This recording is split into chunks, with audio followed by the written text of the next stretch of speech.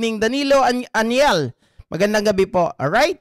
So ito na mga kababayan. Ano nga ba ang update natin? Bukas po ay magkakaroon ng panibagong pagdinig po dyan sa Senate Blue Ribbon Committee na kung saan mga kababayan ay may mga bali-balita na magbabago na ng kanta itong si Orly Gutesa mga kababayan. At tila ayon po sa mga host, mga anchor, okay, na si Jerry Baha at itong si Katon Ying mga kababayan, ay magbabago na daw po ito ng kanyang kanta. Oy, ano kayang pagbabago ng kanta dahil mukhang ang script writer ay ibubuking. Oy, mga kababayan. Paano na yan? Yung privilege speech pa naman kanina ni Marcoleta, 'di ba? Sobrang ganado siya. Ay mamaya na 'yon. Pakinggan muna natin, mga ka-GP Natics, etong kapapasok na balita na ngayon ay sikat na sikat sa social media at alam naman natin pinagpipiestahan, aabangan bukas ang tagpong ito. Marines. Yung Marines na nag-witness na siya, yung naka-detail daw sila, security ni Congressman Saldico, sabi. Nako, abangan ninyo. Mukhang may development dyan. Ano development? Mukhang nagsusulat na ng bagong affidavit. Ganun. Mukhang may bagong affidavit. Itong witness na ito. At may ituturo. Kaya lang, baka iba na ituturo nito. Ay, iba na ang ituturo mga kababayan. Ibig bang sabihin nito, iba na ang ituturo ay lilihis na ito? Mga kababayan, iba na daw yung script na kanyang ilalabas bukas. Ano kaya yung script nito?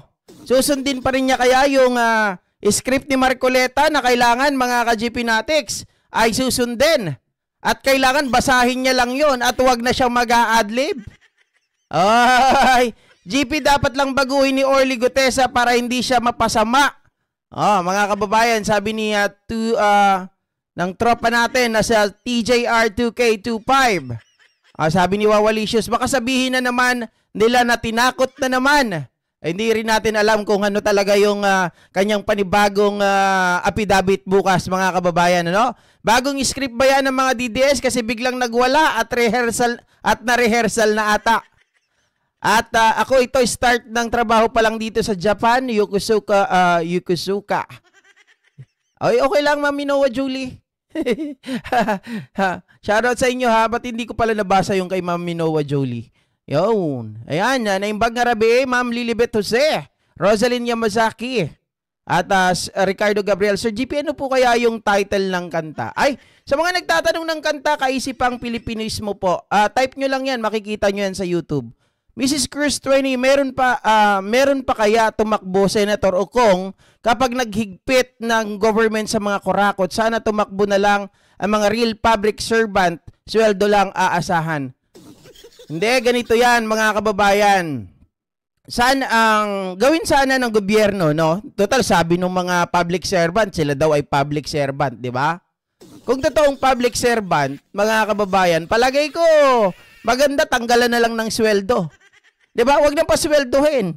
Total, public servant sila eh. Dapat libre na. May papasok pa kaya? At wala sila dapat kahit piso na matanggap. Palagay nyo, meron pa kayang magtatrabaho? Meron pa kayang gustong tumakbo sa Senado kapag sinabing walang sweldo, wala tatanggapin kahit piso? Baka mukhang may ituturo kung bakit siya lumabas. Mukhang may ituturo daw kung bakit siya lumabas. Mga kababayan, mukhang mayayari ata si Marcoleta dito. Ito ang kabang-abang bukas eh. 'Di ba? Mukhang kaabang-abang, may bagong script at mukha daw may ituturo kung bakit siya lumabas. Nako.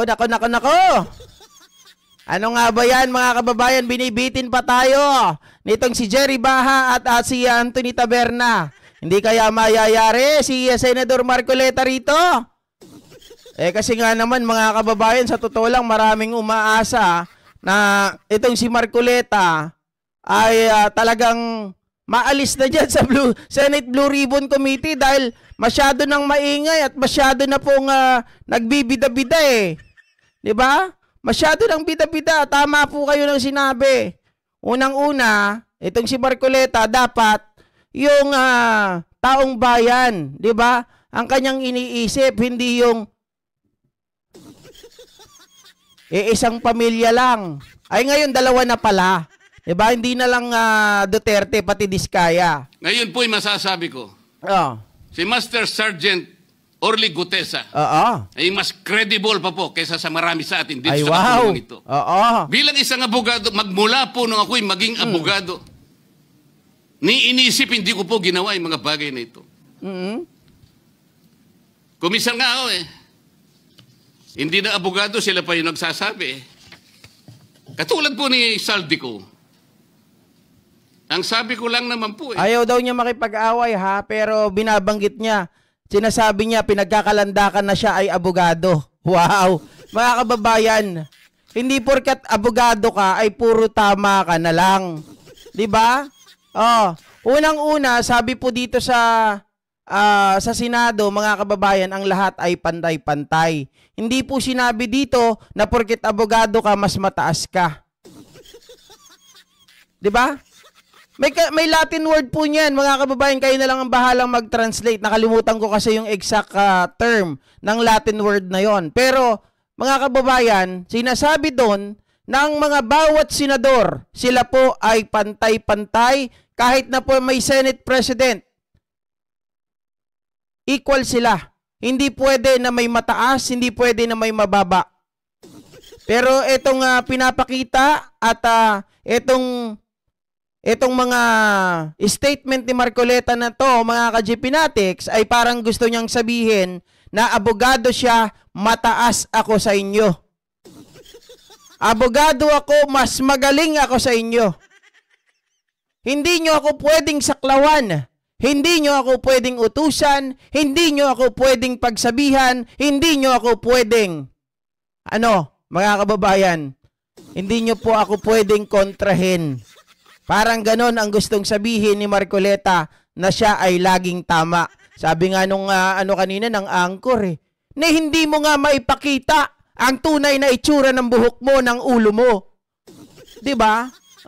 Tahol ka ng tahol. Matunog na yung pangalan niya. Napakaraming sources na nagsasabi, kumukonekta kay Saldico, pwede ba natin siyang imbitahin? Ang sabi po, hindi na raw siya imbitahin because of interparliamentary courtesy. Ang sabi ko po, ang interparliamentary courtesy hindi po nalalabag kung iimbitahin lang siya. Halimbawa, invitation letter lang. Nagawa ko po yun kay Congressman Toby Chanco. Voluntaryo po yun. Kung darating siya, salamat. Kung hindi siya darating, okay lang. Ngunit, okay, so dito mga kababayan, ay sinusumbatan niya si Ping Lacson. Kasi sinabi ni Ping Lacson, meron tayong old tradition dito na hindi natin pwedeng imbitahan, mga kababayan. Or pwede naman nating sabihin, okay, sige, kung gusto mo, ini-imbita. Pero hindi ka pwedeng magbigay or talagang magkaroon ng formal na sulat, padalahan mo yon o iniimbitahan ka namin na umattend ka dito. Ganon, mga kababayan. Hindi mo sila pwedeng mapilit. Di ba si Senator Bato, naalala ninyo, pinapatawag yan sa Quadcom. Pero sabi niya, ayaw ko na maging, sabi niya ganon, huwaran, o ayaw ko na maging ehemplo ako. Baka mamaya wala na kaming maging trabaho.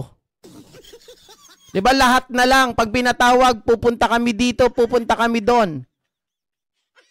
At nagtataka ako kay Marcoleta, mga kababayan, kapag pabor sa kanila, ay ginagamit niya yung salitang old tradition.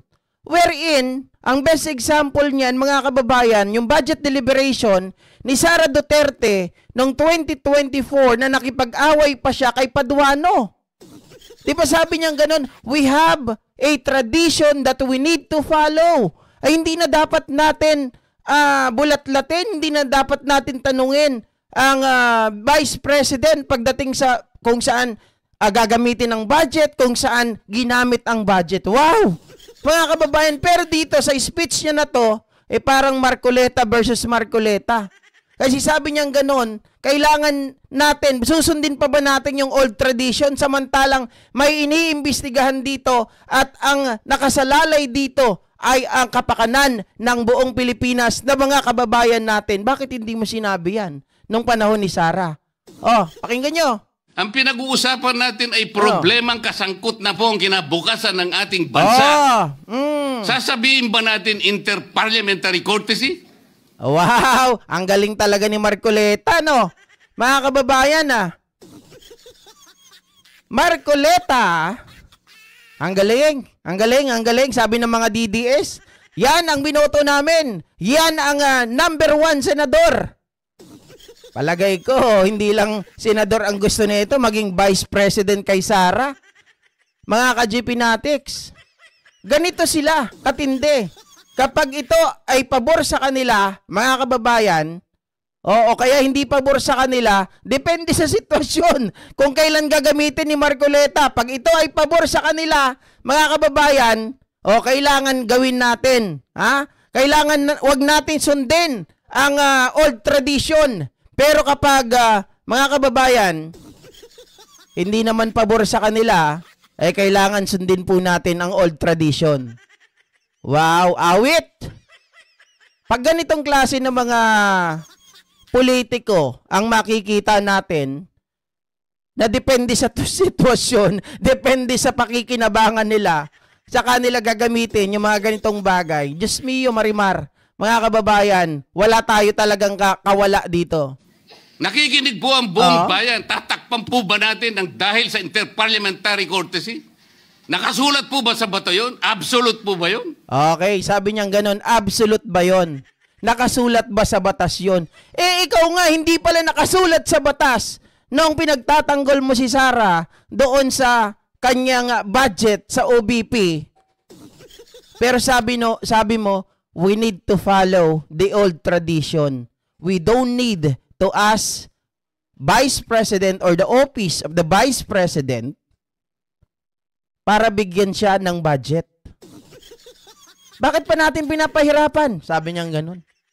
Di ba meron din pong tanong doon o meron din pong mga katanungan na nagsasabi, mga ka-GPnatics, ang nakasalalay din doon, yung pera din ng taong bayan na pinaglaruan na ginastos ng ilang araw lamang, na pinagsasubmit po ng COA report, mga kababayan, ang sinasubmit ay expenditure ng AFP para mapagtakpan yung kanilang expenditures.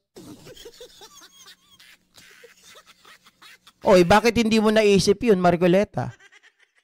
Samantalang ngayon, kino-question mo itong si Lacson, mga ka-GPnatics. Di ba? Sa akin okay lang walang problema. Kung ano talaga yung nararapat. Dapat nga alisin nyo na yung inter-parliamentary courtesy na yan Di ba? Kasi yan, nagiging nagiging safeguard lang yan para sa korupsyon. Kasi pag nasa posisyon, maging senador, maging kongresista, ay hindi na pwedeng ipatawag. Di ba? Mas maganda niyan, alisin na natin ng tuluyan yan, nang sa ganon, hindi na tayo nakakapagtago dyan. Hindi na kayo nakakapagtago sa interparliamentary courtesy at the same time, yung old tradition na sinasabi nyo. Yun ang pinakamaganda. Di ba? Yun ang pinakamaganda dahil hindi na kayo makakapagtago dyan. Alam mo, pag inalis nyo yan, maraming magwawala. Unang-una na dyan si Bato. Diba? Unang-una na yung mga senador na ito, sigurado, aalma sila at hindi papayag na matanggal ang interparliamentary courtesy. Gusto nyo lang alisin yan, gusto nyo hindi sundin dahil hindi pabor sa inyo. Diba? Yan ang katotohanan ng pinagsasabi mo, Marcoleta. Yun po yung aking ikinasasama ng loob Hindi po tayo dapat mag-away-away. Iisa po ang ating layunin. Ang ating bansa ang pinaka-importante sa ating lahat. Bakit po kinakailangang ilihis natin? Bakit po tayo gagawa ng paraan para pagtakpan po natin ang hindi dapat pagtakpan? So parang sinasabi niya dito na si Ping Lacson ay pinagtatakpan si Saldico. Una, mga kababayan, isipin mo ha, paano mo mapapadalan yon si Saldico ay nasa ibang bansa? Di ba dapat si Saldico, ang gawin nyo muna, kausapin nyo yung nararapat na ahensya na makapagpabalik kay Saldico dito sa Pilipinas nang sa ganon, pwede siyang sasabihan na, o iniimbitahan ka namin para masagot mo. Diba? Karapatan mo na sagutin ang mga aligasyon sa'yo.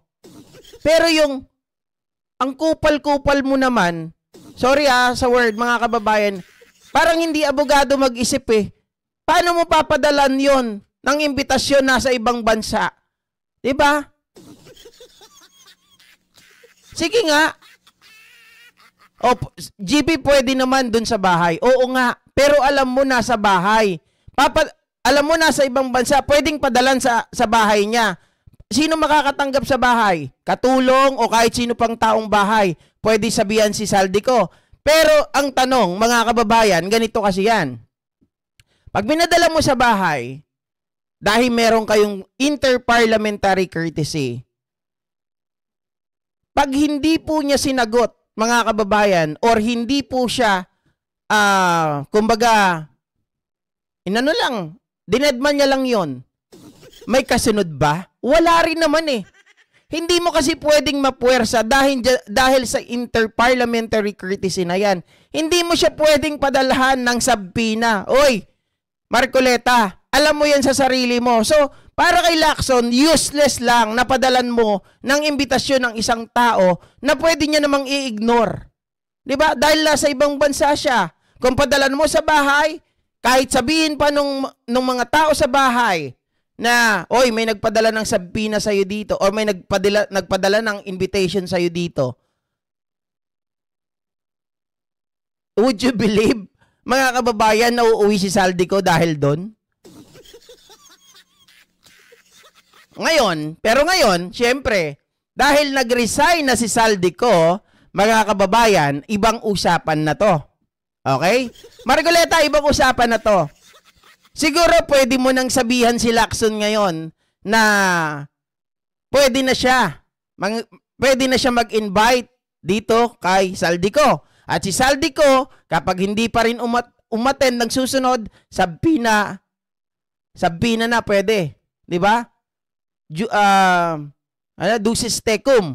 Tapos sunod, mga kababayan, show cause order pag hindi pa rin pumunta. Tapos kapag susunod, hindi pa rin pumunta, pwede na siguro ng, alam ko, 4 bago mag-warrant of arrest Diba? Sabi ni Amedo Olaes, fugitive na. Hindi pa rin, mga kababayan, hindi pa yan. Hindi pa fugitive yan. May proseso pa rin. Diba? May proseso pa rin na dapat sundin. Pero, before ito kasi, bago nag-resign si Saldico, ang gusto nito ni Marcoleta, agad-agad na padalhan, imbitahan. Si Toby Chanco ay naimbitahan naman daw niya. Mga kababayan, yun ay discretion ni Toby Chanco na siya ay pumunta. Diba? Hindi natin pinagtatanggol si Saldico, anak ng tinapa. Ba't natin pagtatanggol yun? Maraming pera yun. Diba? Maraming ninakaw yun.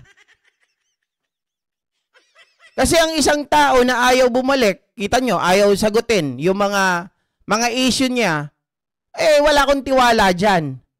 Lahat ng mga tumatakas, lahat ng mga tumatakbo, lahat ng mga lumilipad, wala akong tiwala.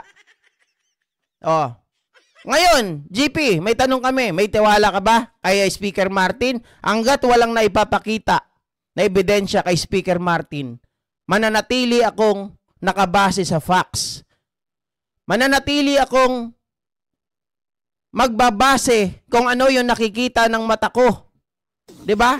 Na totoo, may ebidensya, may corroborative evidence, may sabihin natin, may dokumento na kung saan electronic at kung ano pa. Yung sufficient evidence to justify the allegation against him. Hindi yung puro pinangalanan, 'di ba, tinuro, nagkabuhol-buhol yung mga sinasabi nung surprise witness daw ni Marcoleta. 'Di ba? Madaldal nga ito sa ang lakas bumira. Hindi nga lang siya pinapatulan, mga kababayan, ng kapwa niya senador, pero may kalalagyan ito. Sigurado, pag pumatol sa kanya si Lacson, ay naku, mga kababayan. Mark Andrew Dalupang, nandito na naman ba si Jane? Parang hindi ko naman nakita. Jane Aquino. Jane Watson pala, sabi ni Ma'am Brenda Barton. Kala ko si Jane Aquino. Diba? Ginoong Pangulo, ngayon po'y masasabi ko, si Master Sergeant Orly Gutesa ay mas credible pa po kaysa sa marami sa atin dito sa kapulungan ito. Si Master Sergeant Orly Gutesa, mas matapang kaysa sa mas marami dito sa ating kapulungan. Maraming salamat po, Ginoong. Oy, matapang daw. Tingnan natin bukas, ha? Kung hanggang saan ang tapang. Baka nagtatapang-tapangan kasi may mga baker.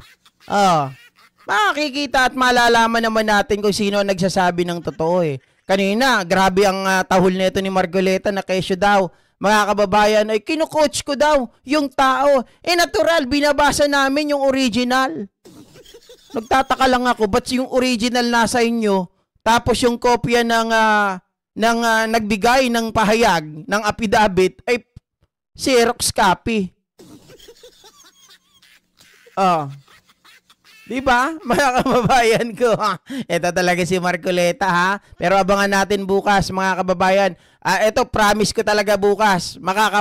Makakasama nyo ako sa sa hearing na yan dahil nandito na tayo sa Maynila. Hindi gaya sa probinsya, patay-patay yung kuryente. Diba?